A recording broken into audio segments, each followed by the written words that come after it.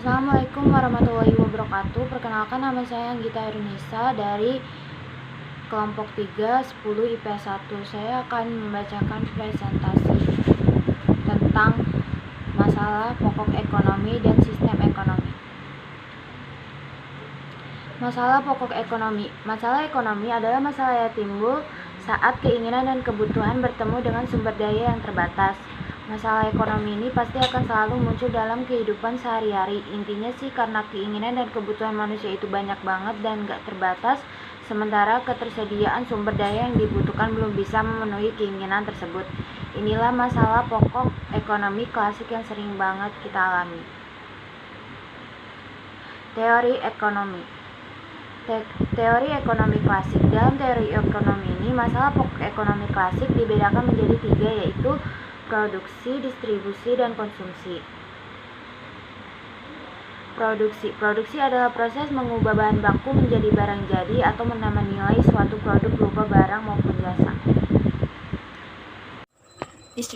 Distribusi adalah kegiatan menyalurkan produk barang atau jasa dari produsen ke konsumen agar produk tersebut tersebar luas. Intinya, distribusi dilakukan agar produksi dari produsen bisa tersebar lebih luas dan sampai ke tangan konsumen. Setelah produk tersedia, baru produk tersebut bisa dikonsumsi.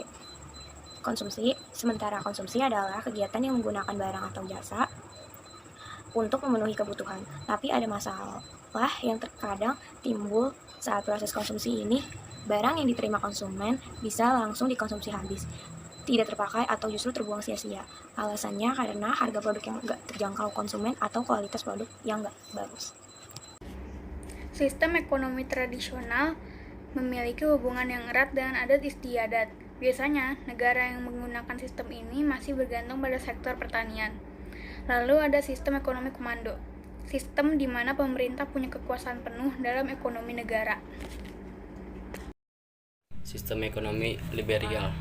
Sistem ekonomi liberal adalah sistem yang memberikan kebebasan seluas-luasnya kepada masyarakat dalam melakukan kegiatan ekonomi. Sistem ekonomi ini dikenal juga sebutan sistem ekonomi kapitalitas atau sistem ekonomi pasar. Prinsip yang paling jelas dari sistem ini adalah adanya keperluan untuk mencari keuntungan pribadi tanpa mementingkan keperluan pihak lain. Sistem ekonomi campuran.